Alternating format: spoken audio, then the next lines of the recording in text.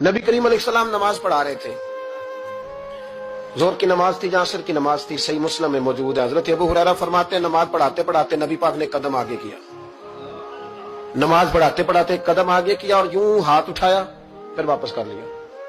अब नमाज पढ़ के ना तो सलाम फेरा तो सहाबा अर्ज करने लगे या रसूल अल्लाह सल्लल्लाहु अलैहि वसल्लम, वो नमाज में पैर भी आगे किया तो हाथ भी उठाया, तो वजह क्या थी? पहला सवाल तो यह है कि आप लोग नमाज पढ़ रहे थे या हुजूर को देख रहे थे? तो सहाबा तो पहले ही बताते हैं कि भाई हम तो पहली साफ में नमाज इसलिए पढ़ते थे कि नमाज भी होती रहती थी और चुपके चुपके महबूब की दीद भी होती रहती थी।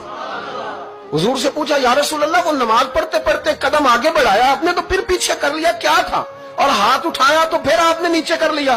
तो नबी करीम फरमाने लगे नमाज पढ़ाते पढ़ाते जब मैंने कहा ना समी अल्लाहु लिमन हमीदा, अचानक मेरी नजर उठी तो जन्नत में चली गई।